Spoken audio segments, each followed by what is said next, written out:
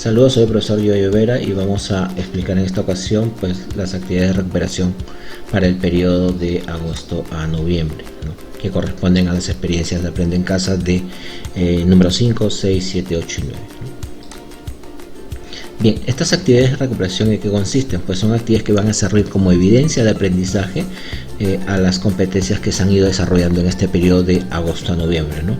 Es lo que corresponde pues sobre todo pues a las experiencias de las 5 a las 9 de la estrategia Aprendo en Casa. ¿Qué cosa vamos a evaluar? Básicamente las competencias del área, que es construir su identidad y convive democráticamente, ¿no? Entonces, en ese sentido, en construir su identidad, lo que vamos a ver es sobre autocuidado, sobre identificar y proponer alternativas de solución a situaciones de riesgo, ¿no? Que corresponden a nuestra salud, por ejemplo, ¿no? Y en el lado de convive democráticamente, pues deliberar sobre asuntos públicos, que es básicamente opinar sobre un asunto que nos afecta a todos, como por ejemplo puede ser la pandemia, la salud, ¿no? Etcétera, y proponer acciones que ayuden al bien común, que se refiere a qué propuestas puedo dar yo para solucionar ciertas problemáticas, ¿no? Que me afectan y afectan a mi familia, a mi comunidad, etcétera, ¿no? Básicamente son dos cosas que vamos a evaluar. Por un lado, qué es lo que yo opino sobre alguna situación o sobre alguna problemática y qué puedo recomendar o qué solución o alternativa de solución puedo yo plantear, ¿no? Ya sea para el bien de mi familia o para el bien de la comunidad. Entonces, tus opiniones y tus recomendaciones son las que van a ser valoradas y evaluadas en estas actividades de recuperación, como en las demás actividades que hemos hecho a lo largo del año. ¿A quién está dirigido? Sobre todo a dos tipos de personas, ¿no? A estudiantes que han presentado pocas actividades, 5 es un número, pero en realidad son pocas actividades, o no han presentado ninguna actividad, ¿no? O que de alguna manera sienten de que quieren mejorar algunas de las actividades que pueden estar observadas, que les han dicho que pues estas deben mejorarlas en general y pueden ustedes hacerlo, ¿no? Pero en líneas generales, o el objetivo principal es precisamente está dirigido a aquellas que no han presentado ninguna actividad o han presentado muy pocas actividades, ¿no? Estas reemplazan a las otras, no necesariamente, lo que hacen es evidenciar tu aprendizaje, ¿no? Entonces, ¿cómo envío estas actividades? Pues las puedes enviar uno a través de mi correo, el correo institucional, y de no ser posible enviarlo a través del correo, puedes hacerlo a través del WhatsApp, ¿no? Otra forma de enviarlo es a través del OneDrive, o sea, haces una carpeta en Office 365 y la compartes con mi correo, ¿no? O con mi persona. Y esas tres formas son las recomendables. No te sugiero que lo hagas a través de un Padlet, o tampoco te sugiero que lo hagas a través de el enlace de Teams, porque estos no los reviso continuamente y probablemente se pierdan ahí en el camino. 4 indicaciones principales. La primera de ellas es que puedes guiarte del texto que está acompañado a la actividad, ¿no? Segundo, las actividades deben evidenciar tu opinión y tu aprendizaje. Trata de escribir las respuestas o tus opiniones o recomendaciones a partir de tus propias palabras, de tu propia experiencia, de lo que ha funcionado en tu casa, ¿no? Y de lo que tú conoces, ¿no? De esa manera puedo saber qué es lo que has venido aprendiendo, porque eso es lo que tenemos que evidenciar, ¿ya? En la medida que tú puedas explicar con tus propias palabras, que puedas contar tu experiencia, va a ser mucho más valorado que cualquier información técnica o muy elaborada que puedas encontrar en internet, ¿no? Dicho sea de paso, evita realizar actividades con copias de internet. De pronto te pide una recomendación para la salud y encuentras pues 10 recomendaciones para la salud, lo copias y lo pegas y al final esas no son tus recomendaciones, sino lo que espero es que en tu caso particular con tu familia, qué te ha funcionado para que puedas tú recomendarlo, ¿no? Y contar a partir de tu experiencia cómo esta recomendación para nuestra salud puede ayudarnos. Esa es la forma como yo puedo saber si es que entiendes o puedes haber aprendido estas competencias de las que estamos hablando, ¿no? ¿Qué opinión tienes tú sobre un tema o qué recomiendas tú sobre una situación problemática? Y en base a eso, pues tus respuestas deben estar bien explicadas para entenderte mejor, ¿no? Si yo te pregunto nuevamente, ¿no?, sobre una recomendación para nuestra salud, decir tomar agua no es suficiente, ¿no? Es más, creo que incluso no es una recomendación que podrías darme adecuada, ¿no? En todo caso puede ser alimentarse sanamente, pero incluso si colocas solamente alimentarse sanamente, yo tendría que preguntarte allí qué es alimentarse sanamente, o sea, qué alimentos tengo que consumir, ¿no? Probablemente me puedas decir frutas, entonces yo digo ya, consumir frutas es alimentarse sanamente, no lo sé. ¿Qué tipo de frutas? ¿En qué momento tengo que consumirlas? ¿Y por qué tendría que consumirlas? ¿Qué tienen estas frutas que las hacen alimentos sanos, ¿no? ¿Por qué debo preferir una fruta en vez de una gaseosa, por ejemplo, ¿no? Entonces, cuando tú explicas eso con tus propias palabras y desde tu experiencia, pues eso se convierte en una evidencia fuerte de aprendizaje. Y ese es el objetivo. Más allá de buscar información en internet, lo que esperamos es qué opinas tú acerca de algo. Y mientras más sencillas sean tus explicaciones, mucho mejor. Entonces, como indicaciones generales, acá lo que planteamos es de alguna manera unas recomendaciones para poder justificar tus respuestas, que tiene que ver con los argumentos, que deben ser creíbles primero, ¿no? O sea, que deben suceder en la realidad, ¿no? Y cómo es que esto puede ayudar a solucionar la problemática, pero además también debe ser importante, ¿no? O sea, qué beneficios trae, qué problema soluciona, qué mejora, qué situación mejora, ¿no? Entonces, cuando tú plantees tus opiniones o tus recomendaciones, primero tienes que explicarme cómo son esas recomendaciones, cómo funcionan en la realidad, y segundo, por qué esa recomendación es más importante que cualquier otra. ¿Qué beneficios trae, ¿no? Aquí te dejo un video que habla sobre cómo argumentar y no morir en el intento, que te explica mucho más ampliamente cómo son estos argumentos, ¿no? Son 9 actividades que vamos a desarrollar acá. De estas 9 actividades, muchas de ellas son preguntas de opinión, ¿no? O recomendaciones, ¿no? La gran mayoría de ellos funciona de esa manera. Entonces, y están divididos como en 4 temáticas en general, ¿sí? La primera temática habla sobre la discriminación. Entonces, acá te explico un poco qué es la discriminación, qué tipo de discriminación existe y cuáles son los factores de discriminación, como los estereotipos, etc. ¿Y cuál es la actividad? Pues primero eliges una forma de discriminación que consideres más difundida en el Perú. Por ejemplo, puede ser discriminación por raza o etnia, o de pronto por la forma de hablar o el lenguaje, ¿no? Por la cultura, la forma de vestirse, el sexo. Si eres mujer, probablemente haya mayor discriminación y tú consideres que eso es lo que más está más difundido en el Perú. Entonces tú eliges una de ellas, y una vez que eliges ese tipo de discriminación, o sea, yo voy a hablar de discriminación de raza. Entonces, ¿consideras tú que esa discriminación de raza es el Estado o es la sociedad quien tiene más responsabilidad de que haya esa discriminación? ¿Quién crees tú? ¿Es el Estado o es la sociedad? Y justificas tu respuesta. Debes elegir uno, no puedes decir los dos. Si dices los dos, ya está mal. ¿Por qué? Porque el ejercicio es qué opinas tú sobre algo y defender tu opinión. Y decir tu opinión es ponerte en una postura, ¿no? Yo creo que es el Estado, ¿no? El que es más responsable de que existe esta discriminación, y me explicas por qué. O yo creo que es la sociedad, ¿no? Y me explicas por qué, ¿no? Entonces, ¿cómo es que me explicas eso? Lo explicas a través de razones, a través de hechos, a través de ejemplos, a través de vivencias, ¿no? A través de lo que tú consideres que son elementos que me hagan creíble de lo que tú me dices, ¿no? Y segundo, pues porque es importante, ¿no? Entonces te das cuenta cómo por qué tengo que creerte y por qué es importante siempre van a estar en estas actividades, ¿no? ¿Y cómo es esto de importante? Pues cómo es que esto afecta a las personas, o de repente cómo es que si tú eliges el Estado, porque el Estado es mucho más responsable que la sociedad, ¿no? Entonces, eso es como una gran explicación que tendrías que dar. La segunda actividad también habla de la temática de la discriminación, sobre todo la discriminación étnica, ¿no? Racial, y acá te dan como una suerte de data o como de alguna manera encuesta que se dio en algún momento a través del Ministerio de Cultura, ¿no? Y a partir de esa lectura te planteamos lo siguiente: que elabores un discurso, ya sea oral o escrito, o sea, puedes escribirlo o puedes mandarlo por audio, donde propongas acciones para afrontar formas de discriminación. ¿Cuántas acciones? No sé, de 2 para arriba, pues, ¿no? Sobre un tipo de discriminación. Si vamos a hablar de etnia, probablemente la forma de discriminación que puedas utilizar sea la de raza o de etnia, o en todo caso, si has elegido en la actividad anterior sobre el género, pues también puedes hacerlo, ¿sí? Y estas acciones obviamente hay que justificarlas, ¿no? Y hay una estructura para hacer un discurso. Acá te lo planteo, pues debe tener un título, que pueda ser pues atractivo. Segundo, en el inicio te presentas, soy el estudiante tal, ¿no? Del tal grado, y explicas cuál es el problema de la discriminación que vamos a afrontar. Si es el problema de discriminación de raza, cuáles son los problemas de que haya discriminación de raza en el Perú.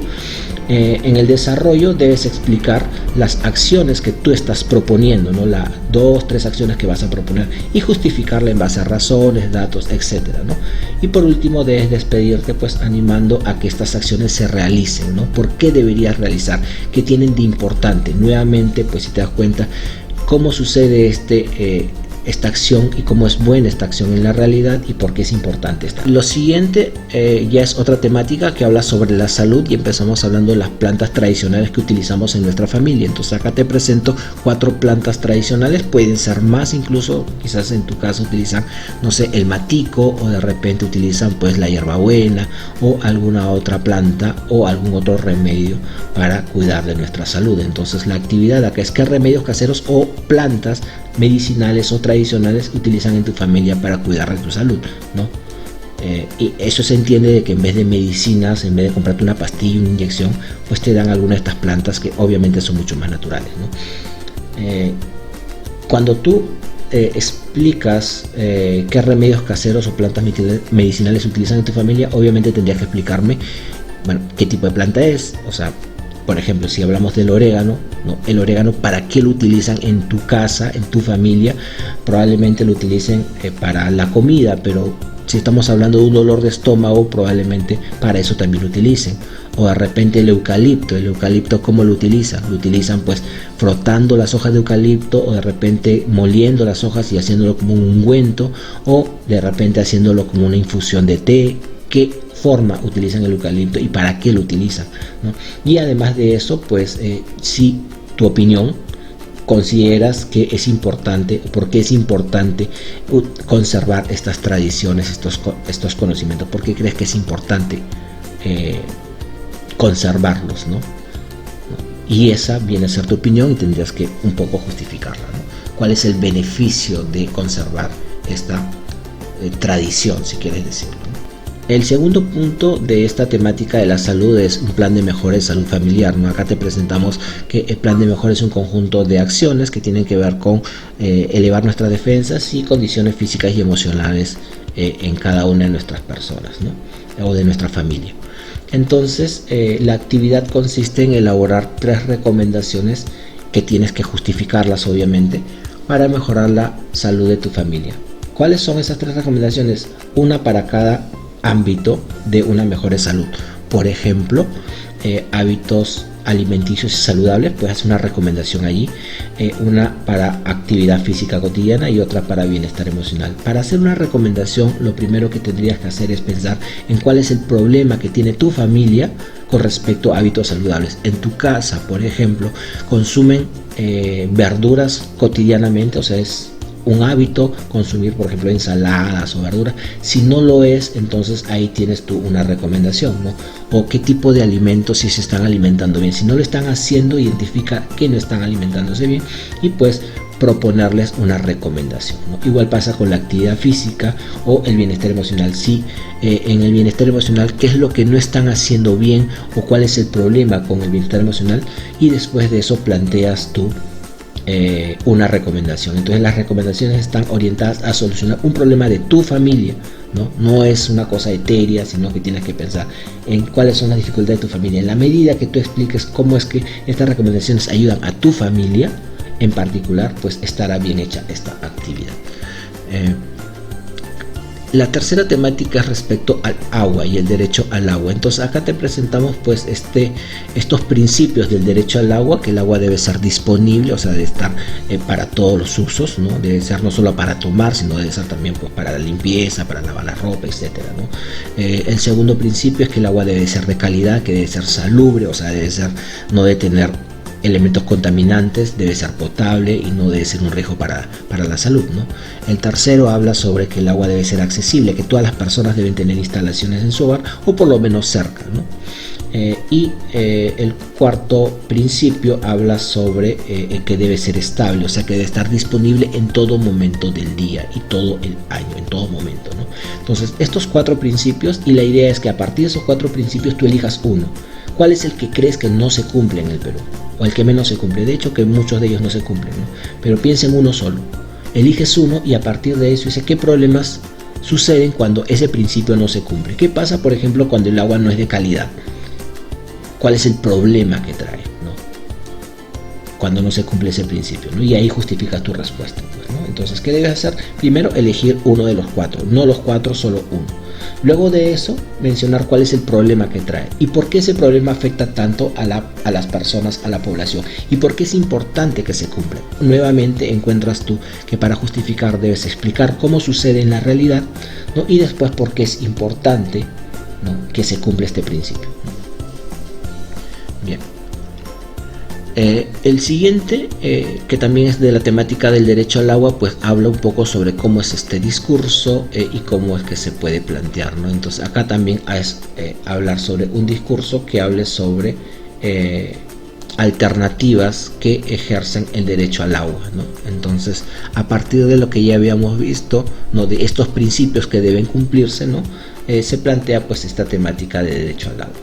Ahora, acá te doy una estructura que es más como para completar. Si deseas lo puedes hacer, o si quieres ampliarlo puedes desarrollarlo. Ahora, lo particular de aquí es que tú vas a proponer acciones. ¿Qué debería hacer el Estado para mejorar pues el acceso al agua o la calidad del agua, ¿no?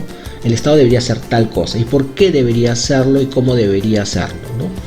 Segundo, nosotros como sociedad, ¿qué debemos hacer para que el agua pueda tener acceso a todos? Obviamente es cuidarla, ¿no? Pero acá tendrías que decirme cómo es que la vas a cuidar y qué beneficios trae cuidar esta agua, ¿no?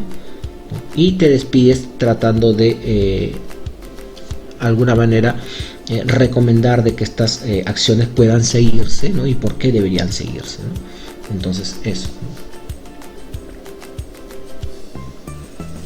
¿no? Acá hablamos un poco sobre identidad y vida saludable, y está orientada sobre todo a la alimentación, más allá de todos los elementos en la alimentación y la actividad física, ¿no? Acá hablamos un poco sobre conceptos de lo que es la autoestima y cómo es que se compone la autoestima, y además de la vida saludable y qué relación tienen entre ambos, ¿no? Y acá te hacemos una pregunta donde tu opinión es la que debes responder, ¿no? ¿Consideras, según tu opinión, ¿no?, que la alimentación nutritiva y la actividad física influyen en tu autoestima? O sea, el hecho de comer sano y hacer ejercicios, ¿eso mejora tu autoestima o no es necesario? ¿O primero hay que tener autoestima para recién preocuparnos por alimentarnos bien y hacer actividad física, ¿no? ¿Cuál crees que es tu opinión? ¿Crees que sí afecta, sí influye o no influye demasiado, ¿no? O es parte de, pero no es tan importante, o de pronto para ti sí es muy importante.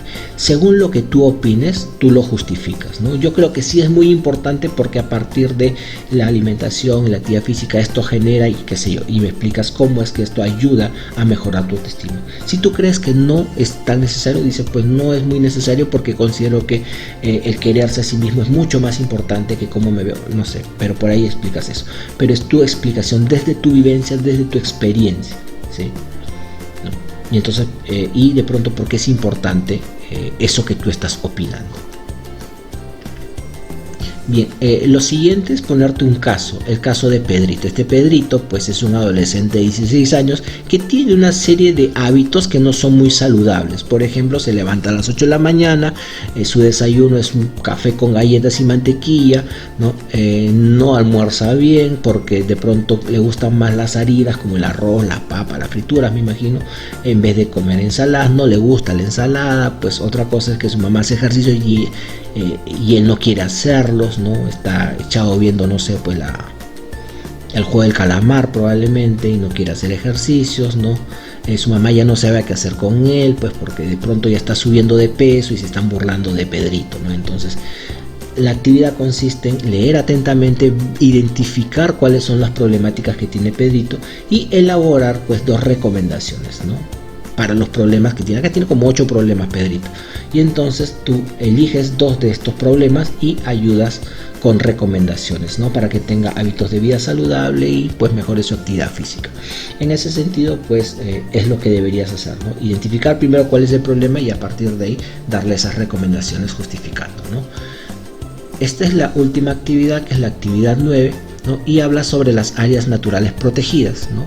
Acá te presento 4 áreas y estas tienen que ver con dónde están ubicadas de alguna manera, qué es lo que tienen a grandes rasgos y de pronto a nivel de turismo por qué son tan atractivas, ¿no? Todas están en Lima, ¿no? Y la idea es que pues estén en Lima. Entonces, de estas 4, la idea es que elijas una de ellas, ¿no? Y a partir de esta elección tú puedas generar una infografía. ¿Qué cosa es una infografía? Es como un afiche, pero con datos explicativos, ¿sí? Entonces, si yo escojo, por ejemplo, los humedales de Villa, que son conocidos como los pantanos de Villa, ¿qué es lo primero que tengo que colocar? Pues el nombre del área protegida. Pongo humedales de Villa o pantanos de Villa. Segundo, ubicación del área. ¿Dónde está ubicada? Bueno, acá dice su ubicación está en Chorrillos, ¿no? Hasta ahí creo que no hay ningún problema, hay como copiar y pegar, ¿sí? La flora y fauna que alberga, acá también te dice qué cosa es lo que tiene. Creo que tiene una variedad de aves y animales silvestres. Si quieres ampliarlo, puedes hacerlo, ¿no? Y colocas ahí la información. Pero después de eso, tienes que colocar 3 cosas que ya vienen de tu opinión y tus recomendaciones. Uno, qué problemas o riesgos le afectan a, por ejemplo, los pantanos de Villa. ¿Qué crees tú que le va a afectar, ¿no? Entonces eso ya es información que deberías buscar, ¿no? Generalmente creo que es la contaminación, pero habría que explicar qué tipo de contaminación es la que está afectando a los pantanos de Villa. Segundo, cómo promover o protegerla, o sea, ¿qué crees tú o qué recomendación darías para que la gente conozca más los pantanos de Villa? O de repente, ¿qué cosas se debería hacer para cuidar a los pantanos de Villa? Sea a través del Estado, sea a través de la sociedad, sea a través de las personas que visitan el lugar, qué sé yo. Ponme ahí alguna recomendación. Y tercero, ¿por qué según tu opinión es importante proteger estos pantanos de Villa? ¿Ya? Entonces, esos 3 últimos puntos son como las formas que te vamos a evaluar o los aspectos que te vamos a evaluar. Los otros 3 primeros son como la introducción, ¿no? O sea, para saber ubicar dónde está. Entonces, con que hagas tú una imagen y pongas ahí esos datos es suficiente. Si quieres agregarle, como toda infografía, iconos adicionales o estructurarlo de mejor manera, perfecto, ¿sí? Pero lo que buscamos en esta última actividad es que tú puedas decirnos cuál es el problema de los pantanos de Villa. Habría que buscar información, ¿no? Que sí la puedes buscar en internet y puedes colocarla, ¿no? Pero tienes que entenderla, porque si me dices contaminación, yo tendría que preguntar qué tipo de contaminación. Contaminación de ruido, contaminación de basura, contaminación ambiental, contaminación de suelos, qué tipo de contaminación exactamente es la que afecta a los pantanos de Villa, ¿no? Segundo, cómo promover o protegerla. ¿Qué hago para que las personas conozcan este lugar? ¿Qué hago para que las personas se identifiquen con esta zona? ¿O qué hago para que no la terminen de contaminar más, ¿no? Y tercero, porque según mi opinión, ¿no?, es importante cuidar este lugar de Lima, ¿no? Entonces eso. Cualquier otra indicación creo que pueden consultarla pues con mi a mi WhatsApp, a mi correo, y estoy ahí atento a que puedan ustedes dar sus algunas dudas, o tengan algunas dudas, o tengan algunas indicaciones que necesiten, pues yo estoy presto a ayudarles, ¿no? Entonces esto sería todo y nos vemos. Ánimo para que puedan terminar estas actividades y podamos terminar bien el año. Muchas gracias.